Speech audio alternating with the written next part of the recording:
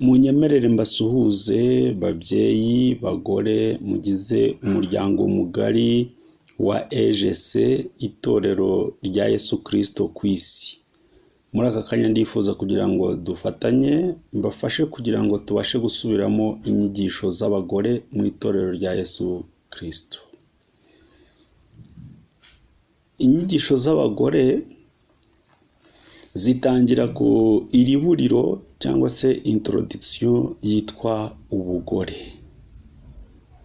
Ubugore ni ibitekerezo Imana yashyize mu mugore ngo bimufashe mu buzima bwo kubaka urugo. Ubugore butuma habaho umugore w'umunyabwenge, uyu niwe wubaka urugo, n'umugore w'umupfapfa, uyu niwe wisenyera urugo. Inyigisho z'abagore mu itorero rya Yesu Kristo zigizwe n'abagore 22. Buri mugore akaba ari imico n'ingeso ziboneka mu mugore, zikagaragazwa n'uko yubaka urugo rwe. Isomo rya nyuma mu nyigisho z'abagore mu itorero rya Yesu Kristo ni imibereho ya gikristo. Umugore wese akaba agomba kurangwa n'imbuto 9 z'umwuka mu rugo rwe. Umugore wa mbere ni Eva. Eva bisobanuye irari. Umugore wese akwiye kwirinda kurarikira ibyo adafitiye ubushobozi, kuko bimuviramo kubeshya bikanamuteranya n'umugabo we. Umugore wa kabiri ni Sarayi. Sarayi bisobanuye agasuzuguro. Uyu Sarayi niwe wihereye umugabo we Aburahamu umuja, barabyarana. Nyuma izina rye rimaze guhinduka akitwa Sara. Sara bisobanuye gutinya, nibwo nawe yaje kubyara Isaka. Umugore wa gatatu ni umugore wa Loti. Muka Loti asobanuye kuzarira cyangwa kwiganyira. Uyu mugore niwe wari wasabwe guhungira ku musozi hamwe n'umugabo we Loti, ariko bagategekwa kutareba inyuma igihe Sodoma na Gomora hari hagiye gushya. Muka Loti ntiyabishoboye, ahubwo yarebye inyuma ahinduka inkingi y'umunyu. Umugore wa kane ni Rebeka. Rebeka bisobanuye kumvira. Umugore wese arasabwa kumvira umugabo we ndetse n'Imana. Umugore wa gatanu ni Rasheli. Rasheli bisobanuye inkundwakazi. Uyu Rasheli ni mukeba wa Leya. Leya bisobanuye inyundwakazi. Aba bagore bombi bakaba ari bo bari abagore ba Yakobo, abana ba Labani. Umugore wa gatandatu ni Yokebedi. Yokebedi bisobanuye ubutwari. Uyu Yokebedi ni nyina wa Mose. Yabaye intwari kuko yabashije guhisha Mose, n'igihe umukobwa wa Farawo yari amaze kumutoragura akamukura mu mazi akamujyana ibwami, yagaragaje ubutwari akajya ajya kumwonsa, kandi abantu ntibigera kare bamenya ko ari we umubyara.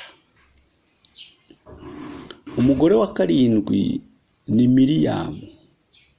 Miriyamu ni ubugambo cyangwa urwango. Uyu Miriyamu ni mushiki wa Mose na Aroni. Imana yamuhanishije kurwara ibibembe kubera kwiherera na Aroni bakavuga Mose, bamugaya katazi kuvuga kandi kari we Imana ivugana nawe wenyine. Umugore wa 8 ni Zipora. Zipora bisobanuye isezerano. Habaho isezerano mu mubiri n'isezerano mu mwuka. Ni nako habaho gukunda mu mubiri no gukunda mu mwuka. Umugore wa 9 ni Rahabu. Rahabu bisobanuye indaya cyangwa kwihana.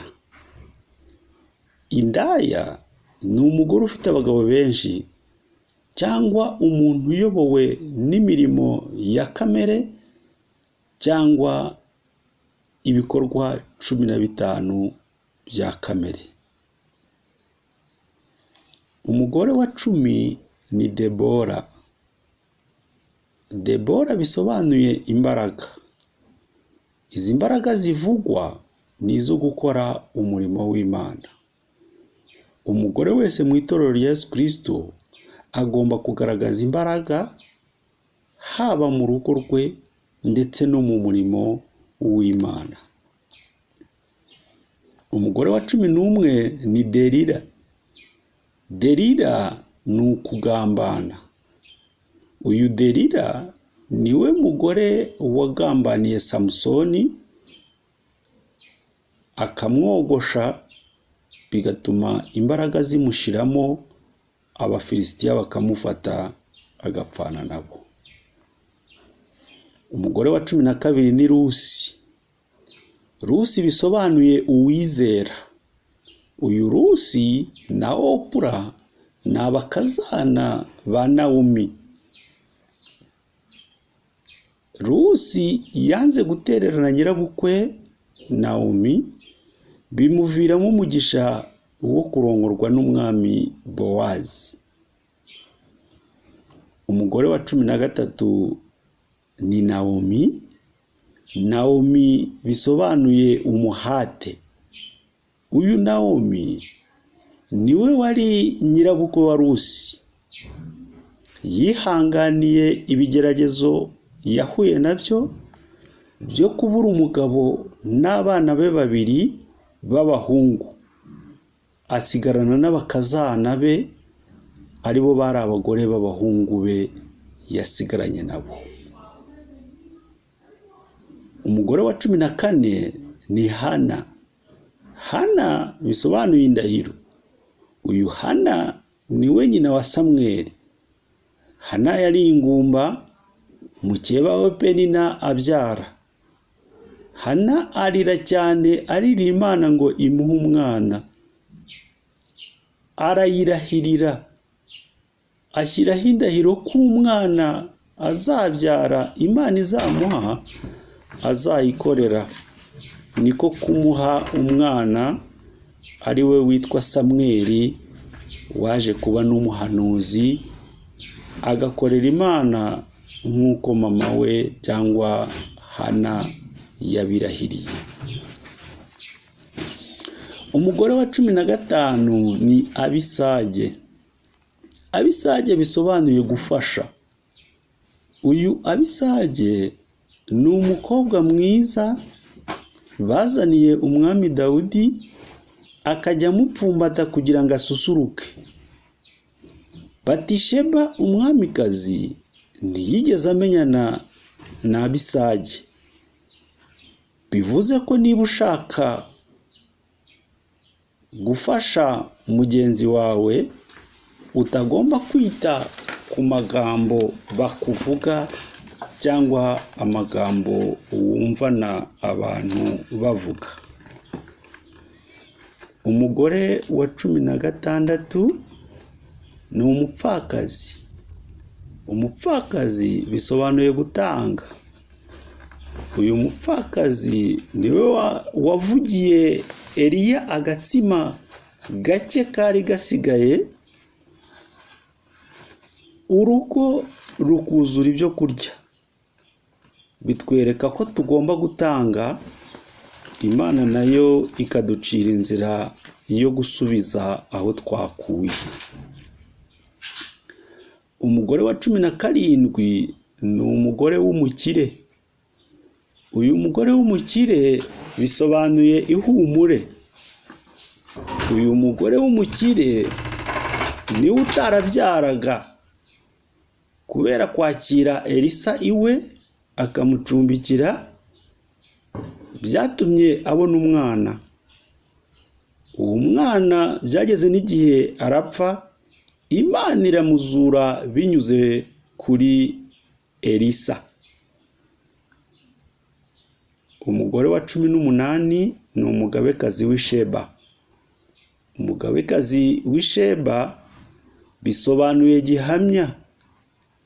Uyu niwe wagiye kureba umwami Salomo, kubera amakuru yari yaramwumviseho, ajya kumureba agamije kwibonera gihamya cy'ibyo yabwiwe ku mwami Salomo. Agezeyo amutura amaturo, amubaza n'ibibazo byinshi. Umwami Salomo aramusubiza ntacyo amuhishe.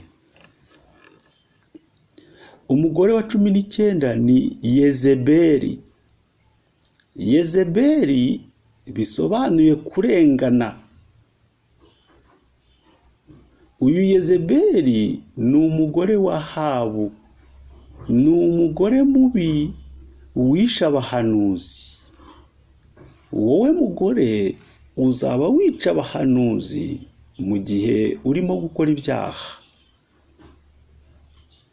Umugore wa 20 ni Vashti. Vashti bisobanuye uburanga. Uyu Vashti ntiyemeye ko uburanga bwe burebwa n'abantu bose mu gitaramo umugabo we yari yateguye. Ibyo rero bikaba bigomba kutubera urugero ko umugore wese uburanga bwe ari ubw'umugabo we, butagomba kuba ubw'abagabo bose. Umugore wa 21 ni Esiteri. Esiteri bisobanuye ubutambyi cyangwa ubuvugizi.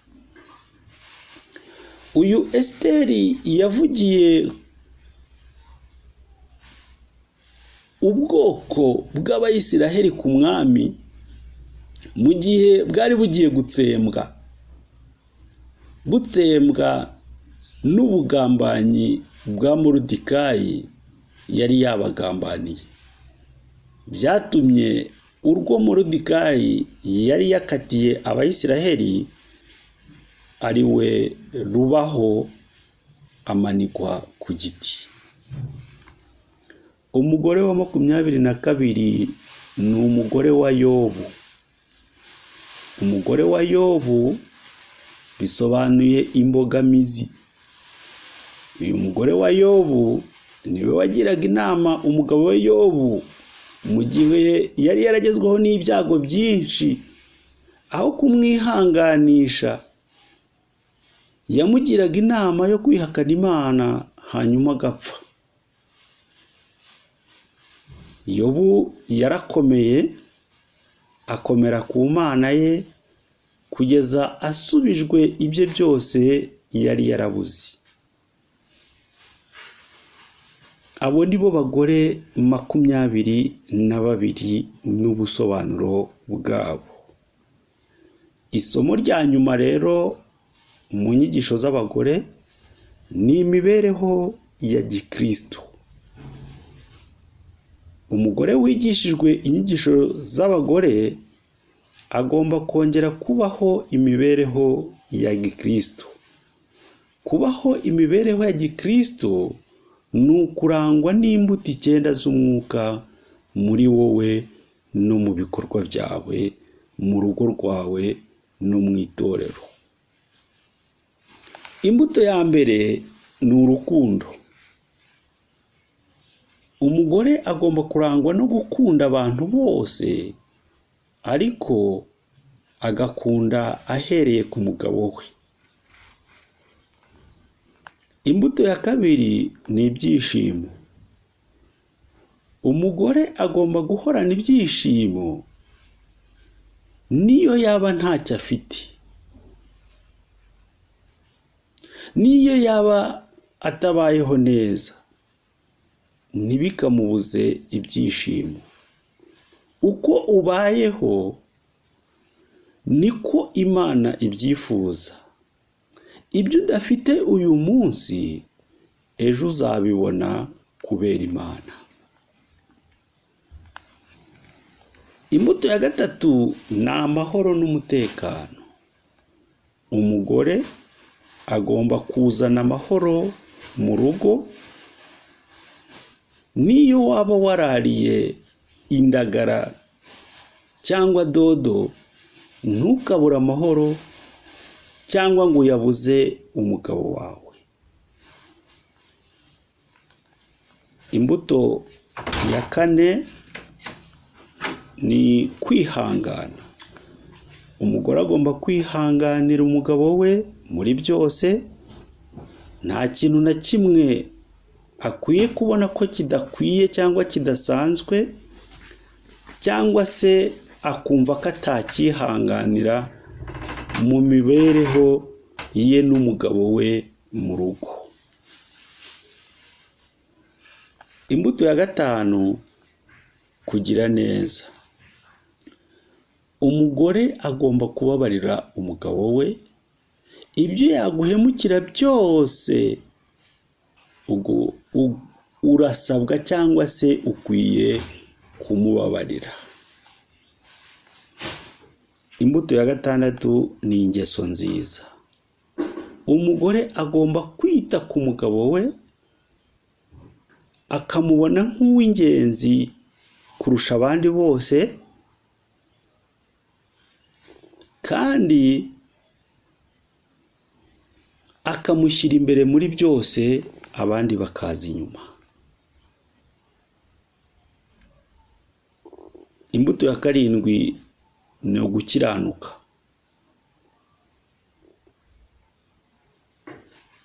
Umugore agomba gukiranuka.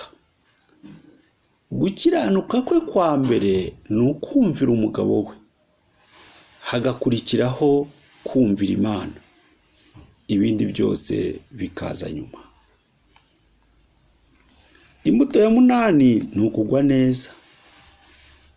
Umugore agomba kwicisha bugufi imbere y'umugabo we.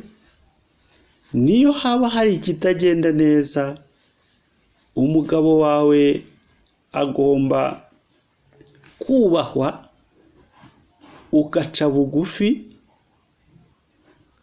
ukaza gushaka umwanya ukwiriye, mukavugana ikitagenda neza, kandi ukakimubwira weruye kugira ngo mukibonere igisubizo. Imbuto ya cyenda ni ukwirinda. Umugore agomba kwirinda ibintu byose bibi imbere y'umugabo we n'imbere y'Imana. Izo nizo nyigisho z'abagore mu itorero rya Yesu Kristo. Nkabashoje mbifuriza amahirwe masa mu ngo zanyu no mu mwami wacu Yesu Kristo. Amen.